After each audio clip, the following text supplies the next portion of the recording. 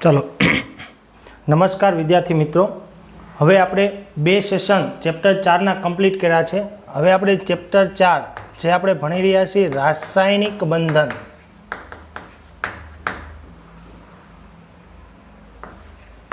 बंधन एमनी अंदर नवो टॉपिक आपणे भणवा जई रह्या छीए अष्टकनो नियम।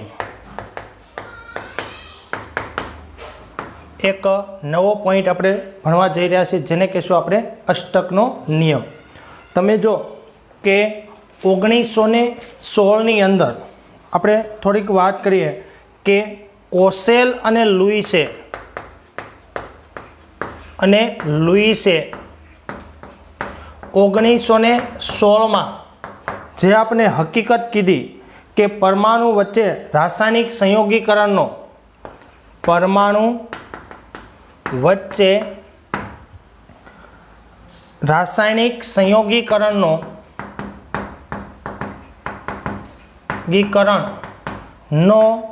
सिद्धांत आपने आप्यो नो अगत्यनो सिद्धांत आप्यो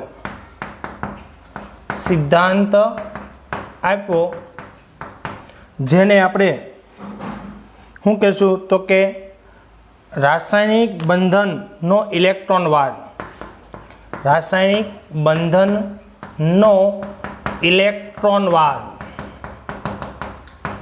वाद तरीके आपणे ओळखीए छीए।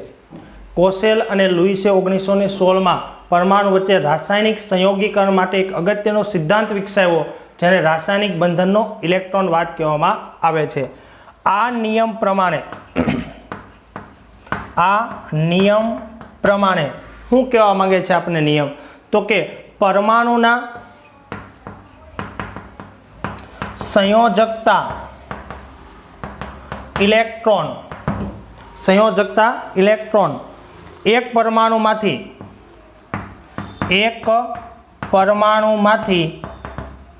बीजा परमाणु में स्थानांतर द्वारा एटले के इलेक्ट्रॉन गुमावीने के मेळवीने इलेक्ट्रॉन गुमावीने के मेळवीने एक परमाणु मांथी बीजा परमाणु में आपणो नियम केवो छे के परमाणुना संयोजकता इलेक्ट्रॉन एक परमाणु मांथी बीजा परमाणु में स्थानांतर एटले के इलेक्ट्रॉन गुमावीने के मेळवीने अथवा तो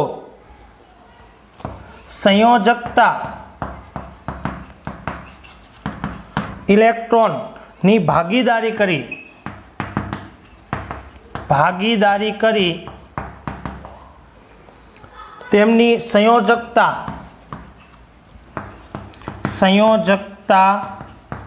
कोषનું अष्टक पूर्ण करे छे जेने अष्टकनो नियम कहेवामां आवे छे। जेने आपणे शुं कहीशुं अष्टकनो नियम,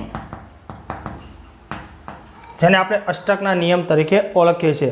आ नियम खूब ज अगत्यनो छे। समझो कि एक परमाणु मांथी बीजा परमाणु में स्थानांतर द्वारा एटले कि इलेक्ट्रॉन नी हेरफेर द्वारा अथवा तो संयोजकता इलेक्ट्रॉन नी भागीदारी करी अने पोतानी बाह्यतम कक्षानुं अष्टक पूर्ण करे छे जेने अष्टकनो नियम कहेवामां आवे छे। आ नियम जो आपणे सादी भाषामां समजवो होय तो दुनियानी अंदर दरेक व्यक्ति केवो होय तो कि एनी एक इच्छा होय कि हूँ घणा बधा पैसा कमाय અને હું એક સ્થાયી થઈ જાઉં અને ત્યાર પછી હું નિવૃત્ત થઈ જાઉં એમ દરેક પરમાણુ છે ને એની ઈચ્છા પણ એવી જ છે કે ભાઈ હું મારાથી જે નજીકનો નિષ્ક્રિય વાયુ છે એટલા ઇલેક્ટ્રોન પ્રાપ્ત કરી અને હું કેવો બની જાઉં, નિષ્ક્રિય બની જાઉં। એટલે નજીકના નિષ્ક્રિય વાયુ જેવી ઇલેક્ટ્રોન રચના પ્રાપ્ત કરવા માટે કાં તો એને ઇલેક્ટ્રોન ગુમાવવા પડશે, કાં તો મેળવવા પડશે અને કાં તો એને શું કરવી પડશે, ભાગીદારી કરવી પડશે। जो इलेक्ट्रॉन की हेरफेर करशे तो एमनी वच्चे आयोनिक बंध बनशे अने भागीदारी करशे तो सहसंयोजक बंध बनशे। एटले आवा बे प्रकारना बंधनुं निर्माण थशे जेने रासायनिक बंध कहेवामां आवे छे। तमे जो के आ प्रोसेस दरमियान एनामां कंईक चेन्जीस आवशे अने चेन्जीसने कारणे बे परमाणु वच्चे एक प्रकारनुं आकर्षण बल उद्भवशे जेने रासायनिक बंध कहेवामां आवे छे। टूंकमां दरेक परमाणु आ प्रयत्न करे छे एटले अणु जोड़ाय छे। आपणो प्रश्न हतो ने के अणु शा माटे जोड़ाय छे, कारण के एने कंईक आवुं करवुं छे तो आ करवा दरमियान એ શું કરે છે? આકર્ષણનો ભાગ બને છે અને બંધનું નિર્માણ થાય છે, જેને આપણે અષ્ટકના નિયમ તરીકે ઓળખશું. આ અષ્ટકનો નિયમ છે એમની કેટલીક મર્યાદાઓ પણ છે જે આપણે પાછળથી ભણશું, પણ પહેલાં થોડીક આપણે સહસંયોજક બંધની સમજૂતી મેળવીએ. ચાલો, તો હવે આપણે એક સહસંયોજક બંધની સમજૂતી આપી છે, બરાબર. એ સમજૂતી આપણે કોણે આપી છે? લેંગમુરે આપી છે. કોણે આપી છે? લેંગમુર નામના વૈજ્ઞાનિકે આપણે 1919માં આપી છે. આ 1916ની વાત છે અને એને લુઈસની જે ધારણા હતી એમાં એને સુધારો કર્યો. તમે જો લેંગમુરે શું કર્યું તો કે લુઈસની ધારણા કે જે સ્થાયી સમઘનીય રચનાને તેને ફગાવી દીધી.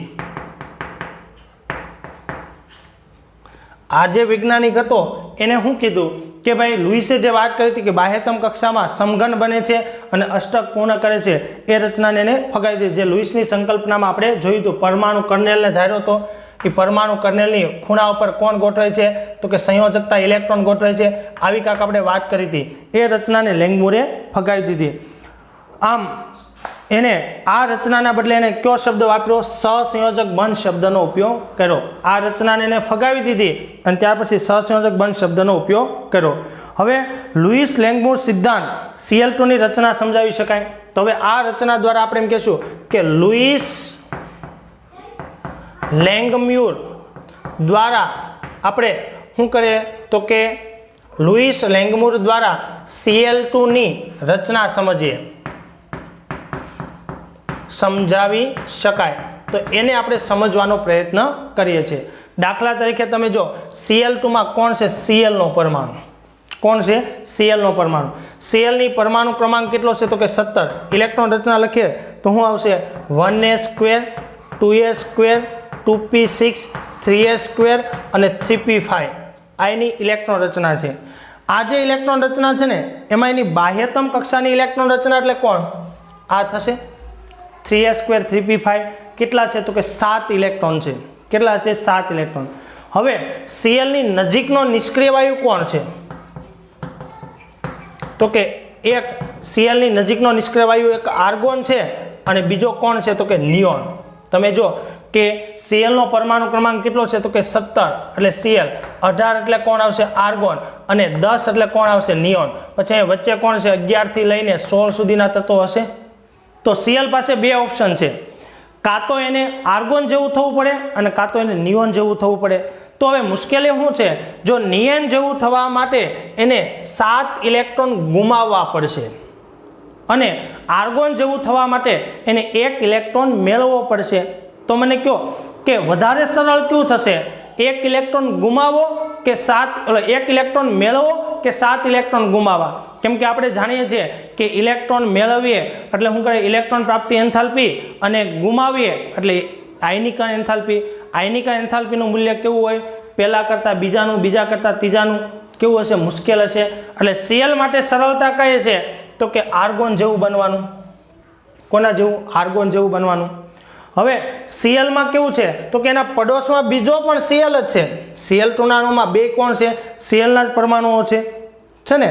તો એક Clના સંપર્કમાં બીજો Cl આવશે એટલે આપણે લખશું કે ભાઈ ચાલો આ એક Cl, એની બાહ્યતમ કક્ષામાં 7 ઇલેક્ટ્રોન આપણે ડોટ સ્વરૂપે દર્શાવ્યા. આ બીજો Cl 1, 2, 3, 4, 5, 6 અને 7 ઇલેક્ટ્રોન દર્શાવ્યા.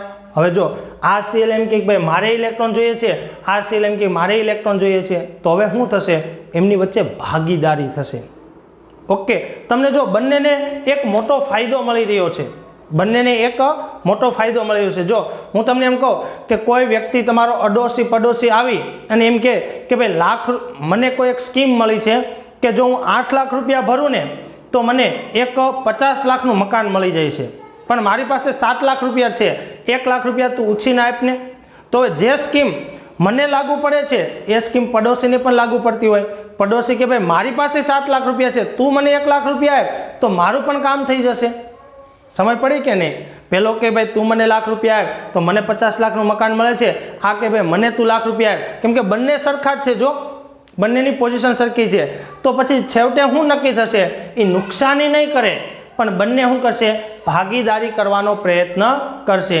ઓકે, ચાલો તો ભાગીદારીમાં શું કરશે? જો આ એક Cl, આ બીજો Cl, આ એના 7 ઇલેક્ટ્રોન છે, આ આમના પણ 7 ઇલેક્ટ્રોન છે, તો એક એક ઇલેક્ટ્રોનની એને શું કરી? ભાગીદારી કરી. તમે જો ઓપ્શન છે, આમને જરૂર પડશે ત્યારે એ લાખ રૂપિયા આપશે, આમને જરૂર પડશે ત્યારે એ લાખ રૂપિયા આપશે, બંનેનું અષ્ટક પૂર્ણ થશે. આ દરમિયાન એમની વચ્ચે એક એક ઇલેક્ટ્રોનની ભાગીદારી થઈ માટેને એકલ સહસંયોજક બંધ કહેવામાં આવે છે. આના અષ્ટકમાં પણ 8 ઇલેક્ટ્રોન, આના અષ્ટકમાં પણ 8 ઇલેક્ટ્રોન, જેને કહેવાય એકલ સહસંયોજક બંધ, જેને શું કહેવાય? એકલ સહસંયોજક બંધ કહેવામાં આવે છે. તો આ રીતે ક્લોરીનના પરમાણુ શું કરે છે? Cl વચ્ચે આવા સિંગલ બંધનું નિર્માણ કરે છે. ઓકે, આમાં જે મેં ડોટ દર્શાવ્યા છે એને લુઈસ, જો બિંદુઓ જે ઇલેક્ટ્રોન દર્શાવે છે આવી રચનાને શું કહેવાય? લુઈસ રચના તરીકે ઓળખવામાં આવે છે. આ બધી રચનાઓ છે જે બિંદુઓ છે એ શું છે? ઇલેક્ટ્રોન દર્શાવે છે. જે શું દર્શાવે છે? ઇલેક્ટ્રોન દર્શાવે, જેને લુઈસ રચના કહેવામાં આવે છે. જેને શું કહેવાય? લુઈસ રચના કહેવામાં આવે છે. બીજા અણુઓ માટે પણ આવી લુઈસ રચના લખી શકાય છે, જેમાં સંયોજકતા પરમાણુ એક સરખા હોય અથવા અલગ અલગ પણ હોય. આ તો આપણે એક ઉદાહરણ લીધું છે Clનું, બરાબર. આવું પણ બીજા પરમાણુ માટે પણ લખી શકાય, જે અણુ માટે લખી શકાય. અને આવા અણુ છે એ અણુ જે છે એમની અંદર ખાસ યાદ રાખજો, સરખા ઇલેક્ટ્રોન પણ હોય અને અલગ અલગ પણ હોય. બે શક્યતા છે. એમના પણ આપણે શું જોવાના છે? ઉદાહરણો જોવાનો પ્રયત્ન કરીશું. તો ચાલો આના સંદર્ભમાં આપણે કેટલાક મુદ્દાઓ આપેલા છે, એ મુદ્દાઓ આપણે સમજીએ. દરેક બંધ પરમાણુઓ વચ્ચે ઇલેક્ટ્રોનની ભાગીદારીનું પરિણામ છે. તમે જો દરેક બંધ એ પરમાણુ વચ્ચે ઇલેક્ટ્રોન ભાગીદારીનું પરિણામ છે.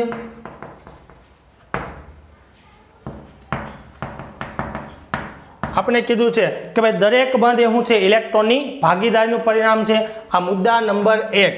એવો જ આપણે બીજો મુદ્દો આપેલો છે, દરેક સંયોજકતા પરમાણુ ભાગીદારી યુગ્મને ઓછામાં ઓછો 1 ઇલેક્ટ્રોન આપે. દરેક સંયોજાતો પરમાણુ ભાગીદારી યુગ્મને ઓછામાં ઓછો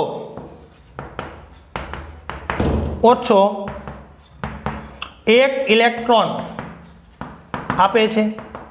તમે જો વધુ આપે તો આપણે કાંઈ વાંધો નથી, પણ તમે જોઈ શકો ભાગીદારી યુગ્મ એટલે કોણ આવડા છે ને? આ ભાગીદારી યુગ્મ ને ઓછામાં ઓછો, જો આ સંયોજાતો પરમાણુ છે, આ પણ સંયોજાતો પરમાણુ છે, આ પણ 1 ઇલેક્ટ્રોન આપે છે, આ પણ શું આપે છે? 1 ઇલેક્ટ્રોન આપે છે. ત્રીજું, ઇલેક્ટ્રોનની ભાગીદારી ના પરિણામ સ્વરૂપે સંયોજાતા પરમાણુઓની બાહ્યતમ કક્ષા બાહ્યકોષ ઉમદા વાયુ રચના ધારણ કરે છે. અને એવા જ ઉદાહરણ આપણે આપ્યા છે પાણી અને તથા કાર્બન ટેટ્રાક્લોરાઇડ. નીચે પ્રમાણે સમજાવી શકાય. આપણે કાર્બન ટેટ્રાક્લોરાઇડ અને પાણી ઉદાહરણ આપેલું છે. તો આ 4 મુદ્દાને આપણે સમજવાનો પ્રયત્ન કરીએ. ચલો, પહેલો મુદ્દો શું આપ્યો છે? દરેક બંધ પરમાણુ વચ્ચે ઇલેક્ટ્રોનની ભાગીદારીનું પરિણામ છે. જો આ બંધ એ શું છે? બંને ઇલેક્ટ્રોનની ભાગીદારીનું પરિણામ છે.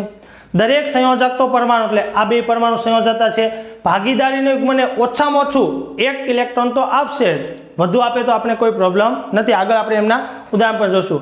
ઇલેક્ટ્રોનની ભાગીદારીના પરિણામ સ્વરૂપે સંયોજકતા પરમાણુની બાહ્યકોષની ઇલેક્ટ્રોન રચના ઉમદા વાયુ જેવી બનશે. તમે જો આ પણ કોના જેવો બને છે?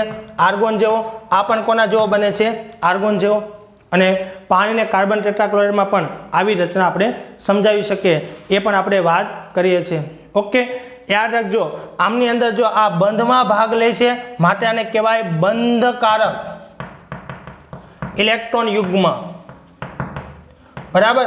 આ જે બંધમાં ભાગ નથી લેતા એવા યુગ્મને શું કહેવાય? અબંધકારક ઇલેક્ટ્રોન યુગ્મ. જે બંધમાં ભાગ લે છે એને બંધકારક અને બંધમાં નથી ભાગ લેતા એને અબંધકારક કહેવાય.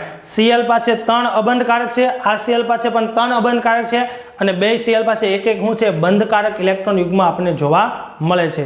ઓકે, ચાલો તો હવે આપણે કાર્બન ટેટ્રાક્લોરાઇડ અને પાણીની રચના સમજીએ.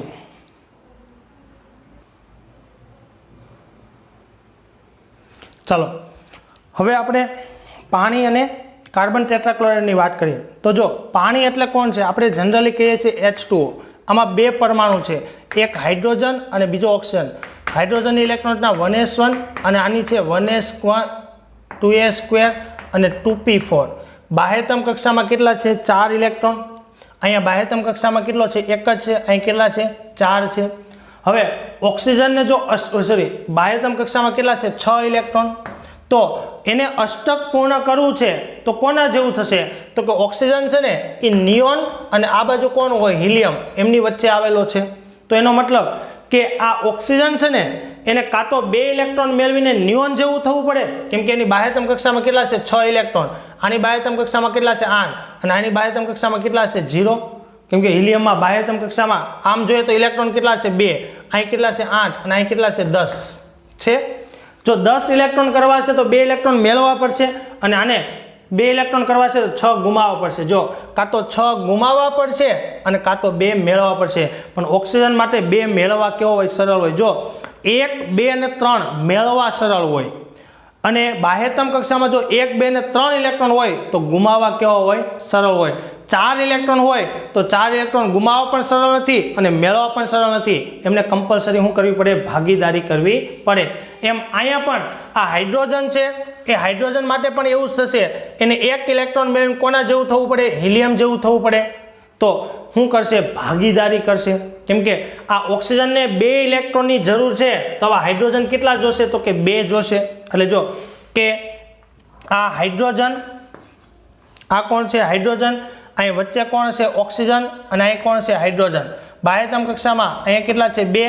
આ 5 અને 6 આ કોના થઈ ગયા? ઓક્સિજનના ઇલેક્ટ્રોન. હાઇડ્રોજનનો ઇલેક્ટ્રોન આવશે એટલે 1. આ હાઇડ્રોજનનો ઇલેક્ટ્રોન આવશે એટલે 1. હવે તમે જો આ કોનું અષ્ટક પૂર્ણ થયું? 2, 4, 6 અને 8. ઓક્સિજનમાં 8 ઇલેક્ટ્રોન થઈ ગયા. અહીંયા તમે જો કોનું ઇલેક્ટ્રોન થયું? તો કે 2 ઇલેક્ટ્રોન એટલે હિલિયમ જેવો થઈ ગયો. અહીંયા આ કોના જેવું છે? 2 ઇલેક્ટ્રોન એટલે હિલિયમ જેવું થશે. થશે ને? આ પાણીની રચના છે, તમે જોઈ શકો છો. અહીંયા આ હિલિયમ જેવું બને છે, આ નિયોન જેવું બને છે અને આ કોના જેવું બને છે? હિલિયમ જેવું. પોતપોતાની જરૂરિયાત સંતોષાય છે ત્યારે અહીંયા બંધ બને છે, અહીંયા બંધ બને છે. એટલે પાણીની રચના કંઈક આવી થશે. જો અહીંયા 2 શું રહેશે? અબંધકારક રહેશે ને. એનો મતલબ કે ઓક્સિજન પાસે 2 બંધકારક ઇલેક્ટ્રોન યુગ્મ છે અને 2 કેવા છે? અબંધકારક ઇલેક્ટ્રોન યુગ્મ છે. આ બંને બંધકારક કહેવાય, આ બંને કેવા કહેવાય? અબંધકારક ઇલેક્ટ્રોન યુગ્મ કહેવામાં આવે છે. ઓકે, એવી જ રચના આપણે કાર્બન ટેટ્રાક્લોરાઇડ CCl4 એમાં કોણ છે? તો કે એક કાર્બન છે.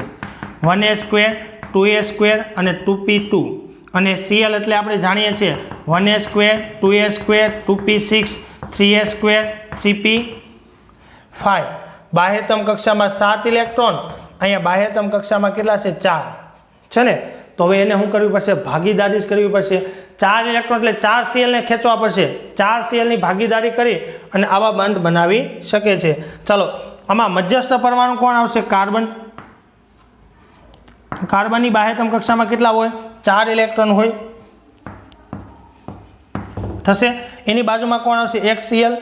એવો જ આ બીજો Cl, ત્રીજો Cl અને આ શું આવશે? ચોથો Cl. હવે Cl ની બાહ્યતમ કક્ષામાં કેટલા હોય? 7. 1 2 3 4 5 6 ને 7. 1 2 3 4 5 6 ને 7 થશે. આ 7 ઇલેક્ટ્રોન. અહીંયા 1 2 3 4 5 6 ને 7. અહીં 1 2 3 4 5 6 ને 7 થશે. હવે જો આ એક ભાગીદારી, બીજી ભાગીદારી, ત્રીજી ભાગીદારી અને ચોથી ભાગીદારી થશે. એટલે રચના કંઈક આવી થશે. જો આ Cl Cl Cl અને Cl. અહીંયા લોન પેર કેટલા છે? તો કે 3. અહીંયા અબંધકારક કેટલા છે? તો કે 3. અહીંયા પણ અબંધકારક કેટલા છે? તો કે 3. અહીંયા પણ અબંધકારક કેટલા છે? તો કે 3. આ એનું બંધારણ થશે. જો 4 બંધકારક છે, બાકીના કેવા છે? અબંધકારક છે. અહીંયા પણ તમે જો આમનું અષ્ટક પૂર્ણ થાય છે 2 4 6 અને 8 અહીંયા પણ તમે જો આમનું અષ્ટક પૂર્ણ થાય છે આમાં પણ આનું અષ્ટક પૂર્ણ થાય છે અહીંયા પણ તમે જો અષ્ટક પૂર્ણ થાય છે અને કાર્બનનું પોતાનું પણ શું થાય છે અષ્ટક પૂર્ણ થાય છે જો કાર્બનમાં પણ જોઈ શકો છો આ કોના જેવું બને છે આર્ગોન આ કોના જેવું બને છે આર્ગોન આ આર્ગોન અને આ કોના જેવું બને છે નિયોન જેવું બને છે ને એટલે પોતાના અષ્ટક પૂર્ણ કરીને સ્થાયી ઇલેક્ટ્રોન રચના ટૂંકમાં આ ભાગીદારીના બંધ છે એક એક ઇલેક્ટ્રોનની ભાગીદારી થાય છે માટેને એકલ બંધ કહેવામાં આવે છે એક એક ઇલેક્ટ્રોનની ભાગીદારી થવાના કારણે એને એકલ બંધ કહેવામાં આવે છે એ જ રીતે જ્યારે પરમાણુ એક એક ઇલેક્ટ્રોનની ભાગીદારી કરીને યુગ્મ રચે તો એક સહસંયોજક બંધથી જોડાયેલા કહેવાય ઘણા અણુ એવા પણ છે કે જેમાં બહુબંધ હોય બહુ એટલે એક કરતાં વધારે બંધ આમ બહુબંધની રચના દર્શાવે છે કે જ્યારે બે પરમાણુ એક કરતાં વધારે ઇલેક્ટ્રોન યુગ્મ જો પરમાણુમાં ઇલેક્ટ્રોન બે ઇલેક્ટ્રોનની ભાગીદારી કરે તો રચાતા બંધને શું કહેવાય રચાતા સહસંયોજક બંધને દ્વિબંધ કહેવાય અને 3 ઇલેક્ટ્રોનની ભાગીદારી કરે તો એને શું કહેવાય જો 3 ઇલેક્ટ્રોનની ભાગીદારી કરશે તો એને આપણે શું કહેશું ત્રિબંધ તરીકે ઓળખશું એટલે આ સહસંયોજક બંધના પ્રકાર જ છે એક એક ઇલેક્ટ્રોનની ભાગીદારી તો એને એકલ સહસંયોજક બંધ બબે ઇલેક્ટ્રોન યુગ્મની ભાગીદારી તો એને દ્વિબંધ અને 3 ઇલેક્ટ્રોનની ભાગીદારી તો એને ત્રિબંધ કહેવામાં આવે છે